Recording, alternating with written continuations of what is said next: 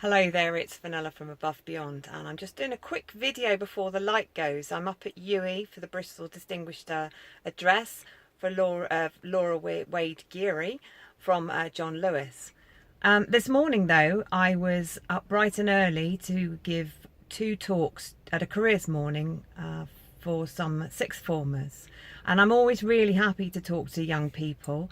I love working with young people. Indeed, that's where I started my journey and my career, if you like.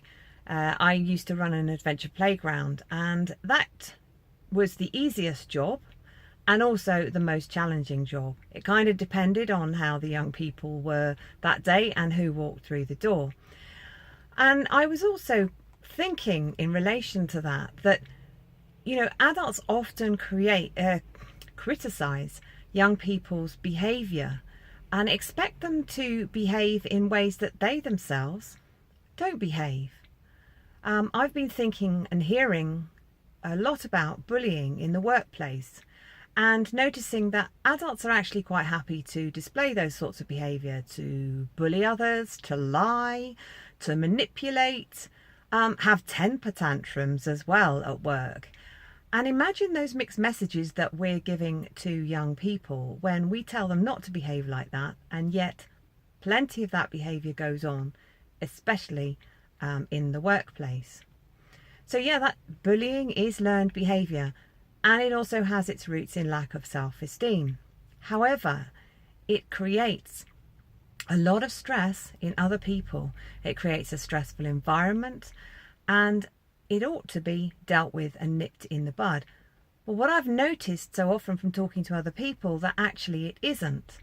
And the bully goes on to bully other people because the victim ends up leaving, or the bully ends up being moved to be able to go and bully other people elsewhere.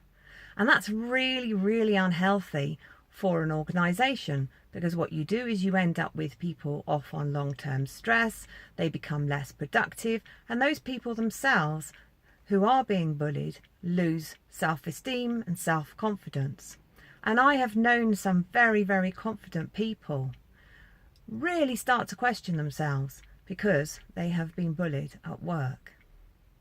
So really, organisations ought to step up to the mark and take note of bullying when it's happening, not try and brush it underneath the carpet, and also effectively collude with the bully.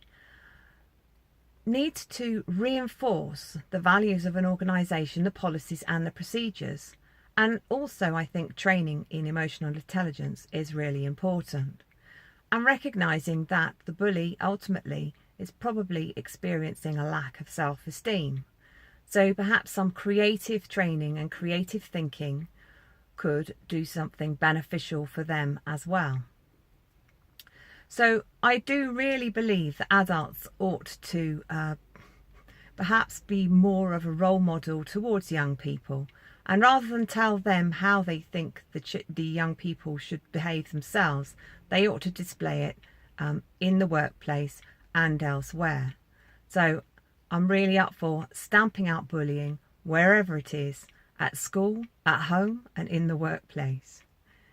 So if you're interested in knowing more about how you can get this into your company around dealing with bullying, improving communication, just leave me a message below. I'll be happy to talk to you. Thanks. Bye-bye.